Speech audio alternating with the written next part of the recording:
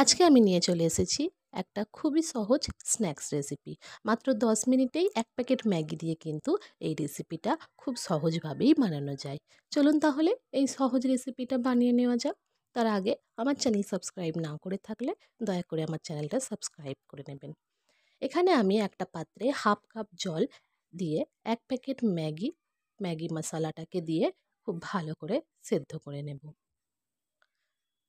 ম্যাগিটাকে এমনভাবে সেদ্ধ করতে হবে যেন ম্যাগির মধ্যে একটুও জল না থাকে, তো সেই অনুযায়ী জলটা দিতে হবে। যখন ম্যাগি সমস্ত জলটা শুকিয়ে যাবে তখন আমি এটাকে তুলে ঠান্ডা করে নেব।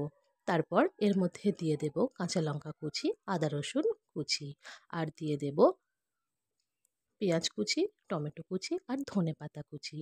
দিয়ে দেব স্বাদ অনুযায়ী লবণ, গোলমরিচ গুঁড়ো, চাট মশলা, দিয়ে দেব জোয়ান আর চালের গুঁড়ো। এখানে আপনারা যে কোনো রকমের সবজি ব্যবহার করতে পারেন, ক্যাপসিকাম, গাজর সব কিছুই এখানে কিন্তু ব্যবহার করা যায়। এগুলো দিয়ে আমি খুব ভালো করে এটাকে মাখিয়ে নেব।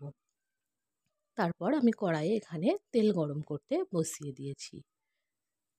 তেল খুব ভালো করে গরম হয়ে গেলে আমি এগুলোকে এক এক করে ছেড়ে দেব।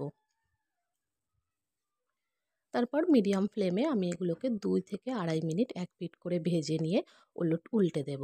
তারপর ওলটপালট করে এইভাবেই আমি 2 পাশ 2.5 থেকে 3 মিনিটের মতো ভেজে নেব। খুব ভালো করে ক্রিস্পি করে ভাজা হয়ে গেলে এইগুলো আমি এক এক করে তুলে নেব। এই রেসিপিটি কিন্তু বানানো খুবই সহজ, মাত্র 10 মিনিটেই সন্ধেবেলা একটা স্ন্যাক্স হিসাবে খুবই সহজ একটা রেসিপি। একবার অন্তত বাড়িতে বানিয়ে দেখতে পারেন। যদি আমার রেসিপি ভালো লেগে থাকে দয়া করে আমার চ্যানেলটা সাবস্ক্রাইব করবেন। ধন্যবাদ।